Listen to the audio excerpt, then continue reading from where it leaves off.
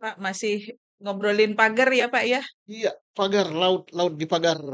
Pagar Sekarang kan sudah maju nih, Pak. Jadi pagarnya sudah dicabut, Pak, sebagian. sebagian ya. Tapi kita masih nunggu nih, Pak. Kapan pelakunya diusut? Gitu. Jadi kalau kita boleh tahu, sebenarnya ada kejahatan apa sih, Pak, di balik pagar laut ini? Kalau saya katakan kejahatan yang bersembunyi di bawah pagar dan di bawah laut, yaitu banyak sekali segerombolan kejahatan oleh segerombolan orang. Kita sebut gerombolan saja, ya. Kejahatan apa saja, kita mulai dari laut. Laut itu tidak boleh dipagar. Kalau dipagar gitu melanggar undang-undang tentang pesisir dan pengelolaan pulau-pulau kecil. Itu ancaman hukumannya berat sekali. 10 tahun dendanya puluh miliar gitu ya. Kemudian merusak lingkungan hidup. Nah, undang-undang lingkungan hidup dendanya besar, miliaran dan hukumannya juga hampir 10 tahun juga. Masih ada undang-undang tentang laut. Kita juga menandatangani meratifikasi konvensi apa namanya tentang hukum laut internasional UNCLOS. Nah, kemudian undang-undang negara kita sendiri itu kan disertifikatkan. Untuk terbitnya sertifikat laut nggak boleh disertifikatkan. Iya. Tentu ada dokumen untuk jadi sertifikat itu. Paling tidak dokumen itu palsu. Ngaku-ngaku bahwa itu tambak mungkin ya. Ngaku-ngaku bahwa itu sawah ladang yang kena abrasi gitu kan. Ya. Ngaku-ngaku itu tanah nenek moyangnya. Ya berarti dokumen itu palsu. Berarti dia terkena pidana pemalsuan, tindak pidana umum.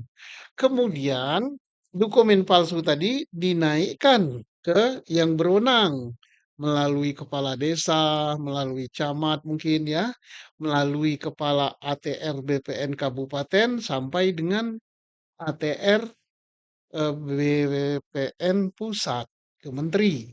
Nah, itu apa? Ya kalau yang palsu, yang tidak beres gitu kan, yang tidak boleh menjadi boleh, pasti ada pelicinnya. Pelicin ini suap namanya. Hmm. Suap itu kepada aparat negara itu namanya korupsi. Yang memberi kena, yang memberi apalagi. Jadi pidana korupsi ada, masih ada pidana-pidana lain. Masih kurang apalagi tindak pidananya.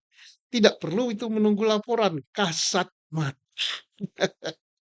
Jadi sebegitu sulitnya ya, Pak, mencari pelaku atau menentukan tersangkanya. Ya enggak lah, berkali-kali saya katakan di berbagai media, sangat-sangat gampang. Kalau saya umpamakan, lebih sulit mencari sandal hilang di tempat ibadah, sepatu hilang di tempat keramaian. Lebih sulit mencari jemuran hilang yang dijemur. Itu gampang sekali. Dan kan sudah disebut-sebut oleh siapa namanya? Nelayan Banten itu. Ya. Kak, siapa namanya itu?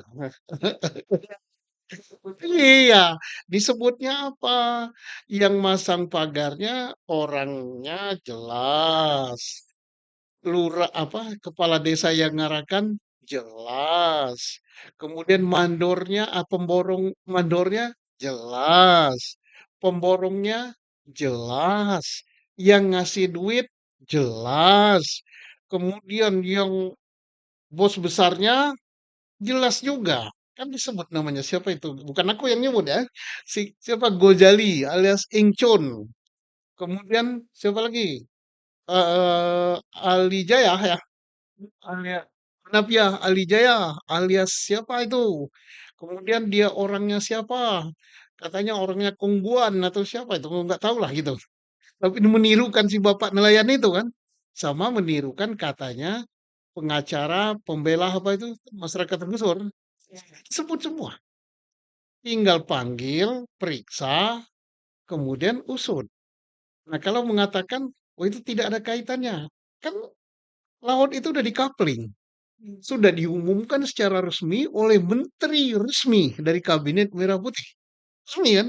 Pak Nusron Wahid, yang kita harus hormat Pak Nusron Wahid. Hebat, dia betul-betul memihak pada rakyat. Dia umumkan bahwa itu sekian ratus kapling. Ini milik PT, apa namanya, Intan Agung Makmur. yang ini milik PT apa, dan oleh netizen netizen ini Iya, bukan penyidik, iya. sudah ditanya ke Dirjen AHU, "Itu milik siapa?" Oh ternyata teraplikasi itu miliknya Pik 2, yang satunya milik grupnya siapa, Salim ya kalau nggak salah. Lah kan jelas semua, kalau Pik 2 itu miliknya siapa, tinggal dibuka aja di datanya AHU. Netizen sudah buka, aku ini nirukan netizen loh, katanya miliknya Aguan. Kalau salah, ya berarti Dirjen AHU ya salah gitu kan. Dan mohon Dirjen AHU tidak malu-malu kucing. Oh ini rahasia, nggak ada rahasia. Itu bukan rahasia bank. Ya. Dirjen AHU ini mihak-mihak juga nih. Itu mungkin bingung Pak harus mulai dari mana. Sebaiknya mulai dari mana sih mencari pelaku ini? Nah, mulai dari apa namanya? Siapa yang masang pagar itu? Ya, Rakyat yang masang pagar, tinggal diperiksa siapa yang ngarahkan. Kan ada kepala desa apa lurah, saya nggak tahu itu, yang ngarahkan. ya. Kemudian si pemborongnya yang ngasih upah siapa? Pak siapa itu namanya yang Eh, heeh, ada. Kemudian dia yang nyuruh siapa? Kan disebut namanya saya tersebut tadi kan, Ya. disuruh Pak Gojali. Pak Gojali disuruh siapa? Ali Hanafiah. Ali Hanafiah nih orangnya siapa? Udah sampai ke PT-nya tadi itu diusut. Tidak sulit, tinggal mau apa tidak. Nah, Kan itu. jadi sebetulnya sudah banyak clue-clue ya Pak ya Jelas di luar. clue-nya udah banyak sekali. PT-nya jelas, PT itu milik siapa. Kemudian direktur utamanya siapa. Kemudian komisarisnya siapa? Terafiliasi kepada PT yang besar apa? Alah, nggak usah pada level tingkat tinggi. Hmm, Jadi seharusnya siapa sih Pak yang memproses kejahatan ini? Terkait dengan perizinan dan sebagainya itu ranahnya PPNS dari KKP ya, Ya. Kementerian Kelautan dan Perikanan. Nah, yang dia minta waktu 20 hari, kemudian di DPR minta waktu 20 hari lagi lah. Saya nggak tahu 20 hari ini apa ini hari keramatnya gitu kan.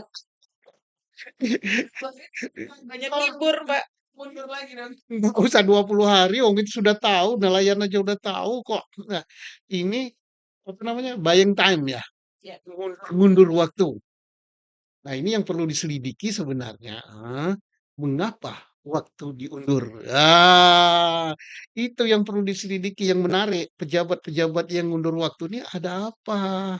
Di situ diselidiki. Kalau nyelidiki siapa pelaku pagar laut dan kejahatan-kejahatan yang berada di balik pagar makan laut ini gampang sekali. Mungkin ada hambatan Pak untuk memproses hukum. Ya, hambatan pertama mungkin di balik pagar laut itu ada hantu laut. Hantu laut. Hantu laut itu gentayangan atau kekuasaannya masih begini dia. Ya. Mengapa? Nah, kita bayangkan aja. Menteri KKP itu seperti kalau udah mau nyebut pelakunya, mau nyebut pelanggarannya, mungkin dia bergetar gini ketakutan. Iya, karena Berat sekali ya. TNI AL aja baru bisa turun ke laut itu setelah perintah presiden. Ya, kemudian yang lain semua nunggu perintah presiden. Padahal itu berada di Jakarta, di depan mata. Di situ ada angkatan laut, di situ ada Bakamla, di situ ada polisi perairan, di situ ada Polres, di situ ada Polsek, di situ ada Kodim dan sebagainya. Semuanya ada di situ. Bukan cuma satu dua orang ya Pak. Ah, serombongan. Kan begitu dikerahkan kan bisa hadir dalam sekejap itu ratusan ribu orang. Tapi kok heran ngeper gitu kan sih. Jadi Sih Pak ini akan selesai. oh tergantung Pak Prabowo. Dan saya yakin betul dengan Pak Prabowo ini beliau ini serius gitu kan. Ya.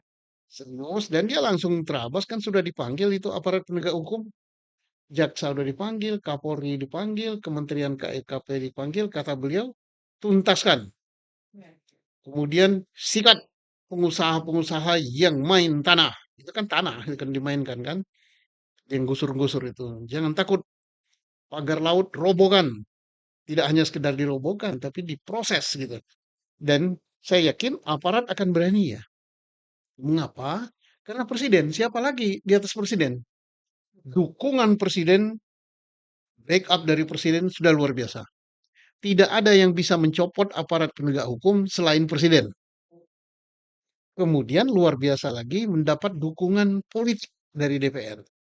Ibu Puan mengatakan, sudah gitu, proses katanya. Bongkar siapa di balik itu.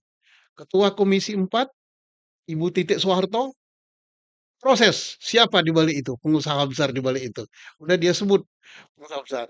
Kemudian semua anggota DPR Komisi 4 sudah sama pendapatnya. Jadi aparat penegak hukum nggak perlu takut. Dukungan politik sudah luar biasa, dukungan rakyat, khususnya kaum nelayan, sampai ke istri-istrinya, sampai ke anak-anaknya, luar biasa. Kemudian yang paling tinggi dukungan presiden.